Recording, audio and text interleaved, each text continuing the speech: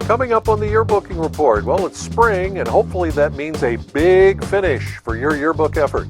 Stay tuned for some great advice from a real yearbook pro coming up right now.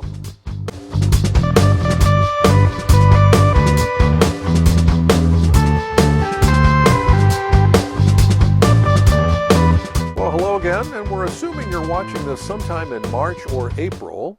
And that means the end of the school year is approaching, which is terrific, right? Yes.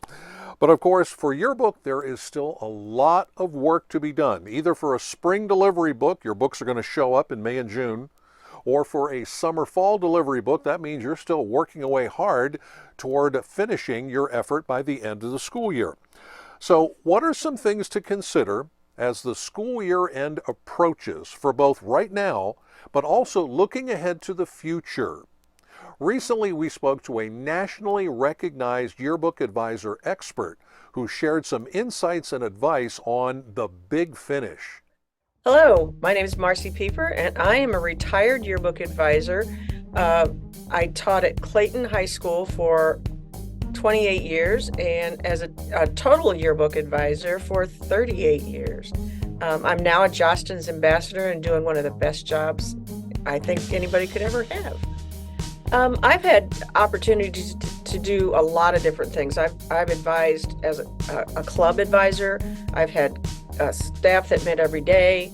I've had staffs that have been on block. And the Clayton High School book, which is the last one that I advised, actually only met once a week for 45 minutes. And then they went off, did their thing, and then would come back and we'd regroup the next week. So the key to all of that was communication. It doesn't matter if you're meeting every day or if you're meeting once a week, you still have to have communication pieces. So when we form our editorial staff, we always made sure that there were people who were responsible for making sure that everybody knew what was going on. So we call them communication editors.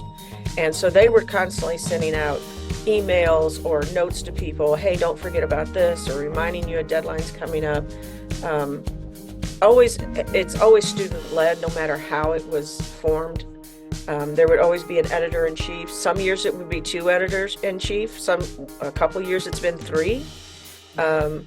Depending on the strength of the students in front of you, you just kind of have to look at the kids that want to have those leadership positions and then figure out where they work in best. They need to be making those decisions. There's no other class that is as authentic as a yearbook class, because when you allow the students to be in charge of it, they're learning so many skills. So they learn how to be leaders. They learn how to delegate. They learn how to peer edit. They learn how to run a team. They learn how to, just everything that you could think of that runs of running a business, you do through creating a yearbook. And so we all know that the students learn best when it's hands-on. They learn when they are actually doing something. Just to sit and learn a concept and then watch somebody else do the concept, it's not as important to those kids. It's not as authentic. Well, there are 2 things. Number one, I always think that you need to leave your kids with some sort of a surprise. When they get the book, there should be something a little extra in there. So we've done things like create bookmarks, create little mini magazines that we can then put in each book that features different students so that we can get more student involvement in the book.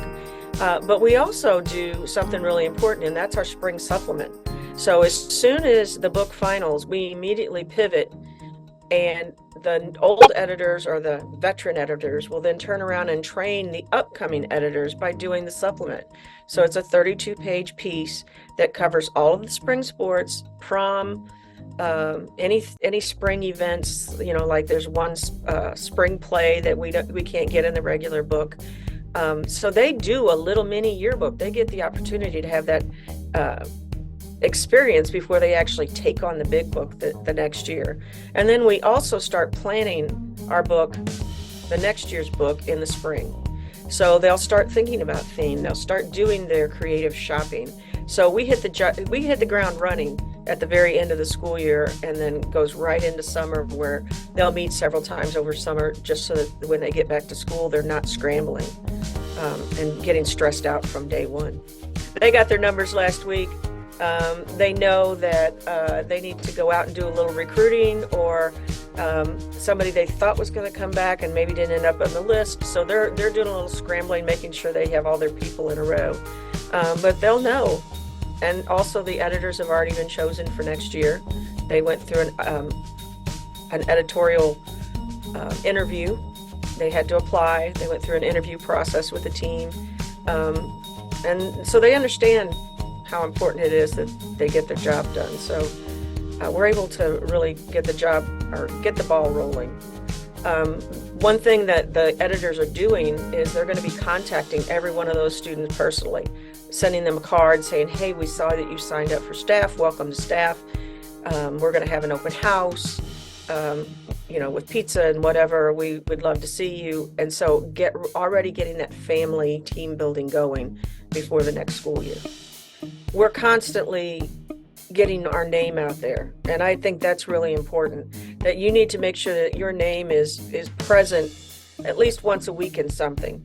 Like you put a poster out, or you send notes to kids that you're on page such and such. Jostens has the little flyers that you can print out, hey, you're on this page, make sure you buy a yearbook. So we do little things throughout the year to remind kids, hey, get your yearbook purchased. So by the time we do get to spring, we really are just picking up the tail end of kids who really want one.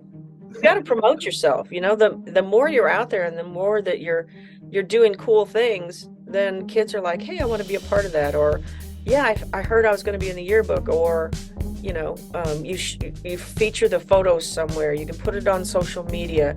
Reach out as much as you can to get your name out there and your product out there. If they see that it's a good product, they're going to buy it. We have a thing called Senior Week. And it's the last week the seniors are there, and they do something special for the seniors every day. And it culminates in a full day of fun activities for our seniors. They all have lunch together. And the last thing they do before they leave is they pick up their yearbooks. So the senior class gets to pick them up separately from everybody. And then after the seniors have picked theirs up, then we open it up to the rest of the students to come in. So by that point, the other kids have seen the book as the seniors are leaving, and so they're all hyped about getting it.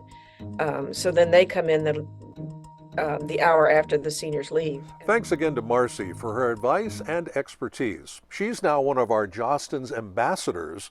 So that means for Jostens schools in the future, you should be seeing a lot more of Marci at trainings or various online events. Organization and planning, once again, are the keys to success 12 months a year, not just a little bit, but all the time. Now, if you'd like to hear even more great ideas and advice from Marci Pieper, be sure to check out our podcast as shown there on the screen. And remember to follow our Yearbooking Report podcast so you never miss an episode.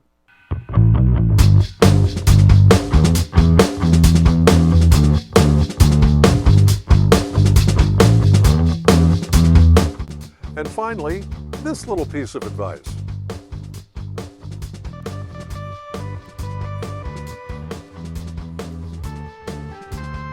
We all fail at something, all of us. So instead of maybe moping or thinking, I can't do that, let's remember the old line, try again. Everyone who has ever been successful in anything has failed and blew it the first few times. Persistence is always the key to success. So keep on working, keep on thinking, and keep on trying, and it can happen. Thanks for watching.